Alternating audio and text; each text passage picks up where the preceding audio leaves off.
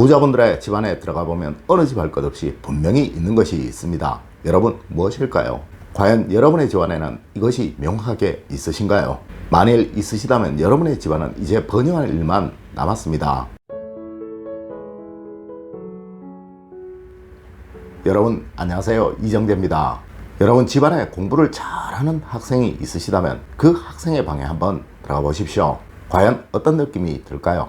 혹시 주변에 한 분야에서 성공을 거둬 많은 부를 얻으신 분이 있으시다면 그분의 집을 한번 방문해 보십시오.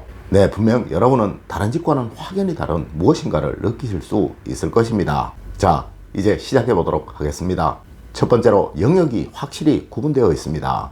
여러분, 앞서 말씀드린 공부를 잘하는 학생의 방, 분명 이렇게 되어 있을 것입니다. 네, 그 학생의 방은 온통 공부에 필요한 책들 뿐일 것이며 책상에 앉아서 다른 생각을 하지 않고 공부에만 집중할 수 있도록 되어 있을 것이라는 것이죠.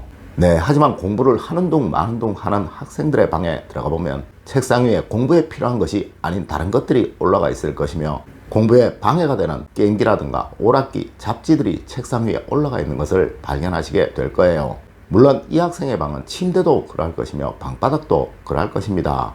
네, 이 방이 공부를 하기 위한 방인지 명확치 않다는 것을 분명 느끼실 수 있을 것이라는 것이죠. 여러분, 분명 그러합니다. 만일 사물을 보는 사람의 집이라면 집안의 일의 연장을 위한 공간이 반드시 있어야 하며, 또한 하물며 조리를 하는 사람이라도 조리 연습을 할 수 있는 공간이 따로 있어야 하며, 음악을 하는 사람, 미술을 하는 사람, 강의를 하는 사람이라도 모두 자신의 분야에만 몰두할 수 있는 공간이 명확히 있어야 한다는 거예요. 여러분, 우리는 간혹 이런 어리석은 생각을 합니다. 마음만 있으면 뭐든 어디서든 할 수 있다고 말이죠. 네, 그래서 이런 말도 하죠. 거실에 밥상 펴놓고 공부하면 되지, 거실에 앉아서 공부해도 되잖아 라고 말입니다. 여러분, 이 거실은 다른 가족들과 공유를 하는 공간이며 이곳에서는 많은 다른 일들이 생겨나고 또 만들어집니다. 네, TV를 볼 수도 있을 것이며 음악을 들을 수도 있을 것이며 이곳에서 다른 사람과 대화를 할 수도 있을 것이며 또 주방이 눈에 보일 수도 있을 것이니 온전히 자신의 일에 집중하여 몰입하도록 하는 것에 방해 요소들이 너무도 많다는 거예요. 여러분, 자신만의 공간, 스스로의 능력을 개발할 수 있는 공간을 따로 두십시오. 네, 남들과 똑같이 해서는 절대 남들을 이길 수가 없으며 특히 요즘같이 전문인들이 대우받는 세상에서는 스스로에 대한 연구와 개발이 없다면 절대 남들보다 앞서갈 수가 없습니다. 네, 하여 우리 조상님들도 책을 읽는 공간을 따로 두셨었으며 지금도 남들보다 앞서가는 사람들은 자신의 일에 고민하고 연구하고 연습할 수 있는 공간을 반드시 따로 가지고 있다는 것이죠. 여러분, 에이 우리 집은 방이 하나라서, 방이 두 개라서 안 돼 라고 말씀하지 마십시오. 방 한쪽 구석에 밥상을 펴놓고 그 위에 자료들을 모아 연구할 수 있는 공간을 만들 수도 있으며 베란다나 야외에 연습할 수 있는 공간을 따로 만들 수도 있습니다.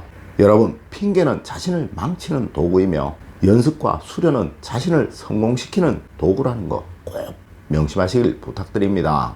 두 번째로, 무의식을 자극시키는 무엇인가가 있습니다.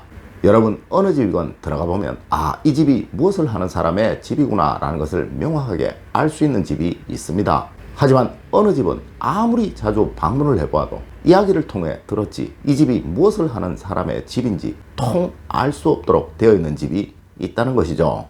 여러분, 과연 어느 집이 자신이 하는 일에서 전문가가 될 사람의 집일까요? 경영을 하는 사람의 집에 들어가 보면 틀림없이 소파들이 회사에서 회의를 하듯이 주석을 기준으로 좌우로 쫙 펼쳐져 있습니다. 운동선수의 집에 들어가 보면 자신이 받은 상패나 트로피들이 거실에 전시가 되어 있습니다. 네, 물론 가수들이나 연예인들 모두 마찬가지이죠.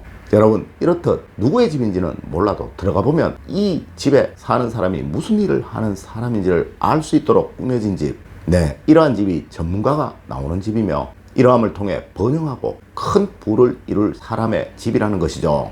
여러분, 늘 당사자의 무의식 속에 쉬지 않고 전문성을 새겨넣는 것, 이것이 바로 풍수학의 묘리라는 거예요. 여러분, 정말 뛰어난 전문가들은 화장실 변기 위에 앉아서도 목욕을 하면서도 밥을 먹으면서도 무의식적으로 자신이 하고 있는 일에 대한 생각을 합니다. 네, 하여 공부 잘하는 학생들은 잠자면서 꿈속에서도 수학 문제를 푼다고들 하는 거예요. 여러분, 여러분의 집을 어느 누가 보더라도 무슨 일을 하고 계시는 분의 집인지 확연하게 알 수 있도록, 구분할 수 있도록 만들어 두십시오. 세 번째로, 침실의 구분이 명확하게 되어 있습니다. 여러분 혹시 그거 아십니까? 큰 부자들일수록 침실이 아주 단순하고 심플하게 되어 있습니다. 절대 이것저것 두지 않으며 꼭 필요한 몇 가지를 제외하고는 어느 것도 침실 안에는 두지 않는다는 것이죠. 물론 침대가 고가의 제품일 수도 있으며 침실에 커튼이 고가의 제품일 수도 있겠죠. 하지만 벽에 옷이 걸려 있다든가 불필요한 달력이나 큰 시계들이 걸려 있다든가 화분이나 꽃들이 있다든가 화려하게 장식된 장식품들이 있다든가 하는 일은 절대로 없다는 거예요. 여러분, 침실 안에 반드시 필요한 몇 가지를 제외하고는 모두 침실 밖으로 꺼내십시오. 네, 이 침실 안에서는 아무 생각 없이 잠만 푹 잘 수 있게 늘 일정한 리듬 속에 일정한 휴식을 취할 수 있도록 만들어 두십시오. 맞습니다. 이 편안한 안락한 휴식만이 다음날에 최대한의 집중력을 만들어낼 수 있으며 이것들이 하나 둘 모이고 쌓이면서 여러분을 최고의 전문가로 만들어내게 되는 거예요. 맞습니다. 이것이 바로 능력 있는 사람과 능력 없는 사람을 만드는 최고의 열쇠라는 것이죠. 여러분 꼭 명심하십시오. 여러분이 주무시는 그 잠은 여러분의 인생을 번영하도록 만드는 최고의 보약이라는 것을 말입니다. 네 번째로, 거실을 연상의 공간으로 활용하시도록 하세요.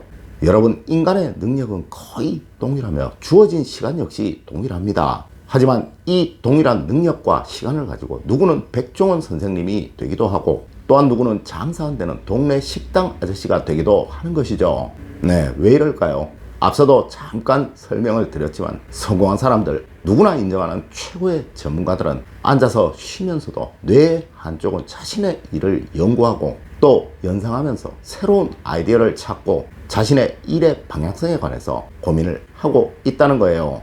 네, 그렇습니다. 이것이 바로 연상입니다.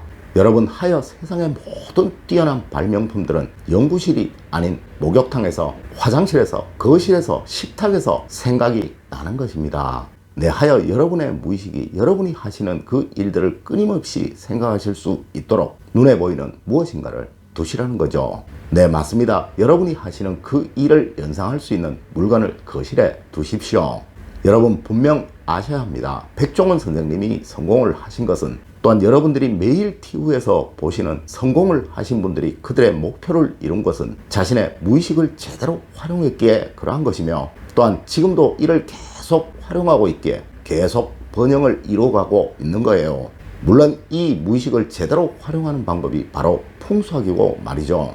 여러분, 오늘 제가 알려드린 이야기 꼭 명심하셔서 늘 번영을 이루어 가시는, 하여 만족스러운 부를 모두 이뤄내시는 여러분들이 되시길 기원드리며 오늘의 이야기를 마칠까 합니다.